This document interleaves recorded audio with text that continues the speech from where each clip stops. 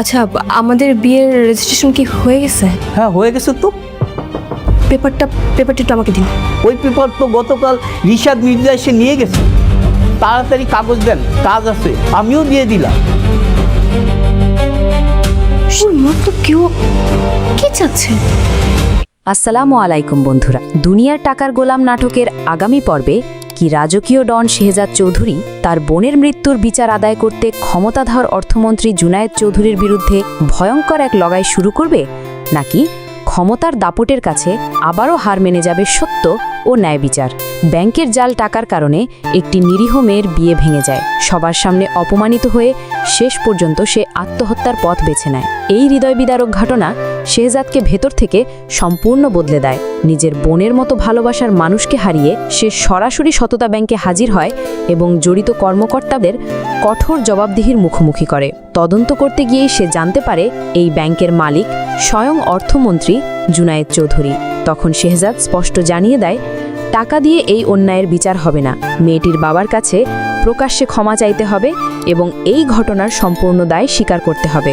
কিন্তু এত ক্ষমতাবান একজন মন্ত্রী কি সত্যিই নিজের ভুল স্বীকার করবে, নাকি নিজের ক্ষমতা ব্যবহার করে শেহজাদকে থামানোর জন্য আরও বড় কোনো ষড়যন্ত্র করবে? পরিস্থিতি আরও উত্তপ্ত হয়ে ওঠে যখন শেহজাদ কৌশলে অর্থমন্ত্রীকে সবার সামনে এনে দাঁড় করানোর পরিকল্পনা করে। এবার কি সত্যের জয় হবে, নাকি ক্ষমতার দাপট আবারও সাধারণ মানুষের কণ্ঠ রুদ্ধ করে দেবে? অন্যদিকে রিশাদ গোপনে কাজী অফিস থেকে বিয়ের গুরুত্বপূর্ণ কাগজ নিয়ে আসে। কিন্তু কেন? সেই কাগজ কি শেহজাদ ও ঋতুর সম্পর্ক নষ্ট করার জন্য ব্যবহার করবে, নাকি নিজের সব অপরাধ আড়াল করার নতুন ফান তৈরি করছে? তার প্রতিটি পদক্ষেপ যেন নতুন রহস্যের জন্ম দিচ্ছে। এদিকে ঋতু এখনও শেহজাদের সিদ্ধান্তের অপেক্ষায় দিন গুনছে।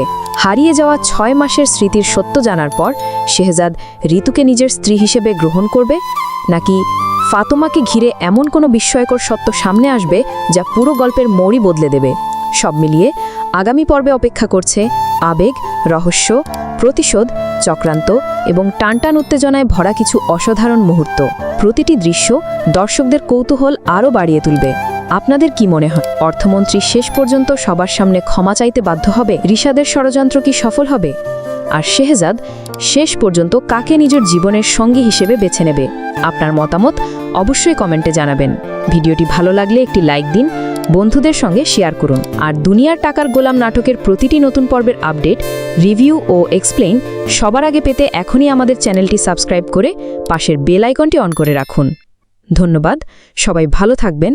আল্লাহ হাফেজ।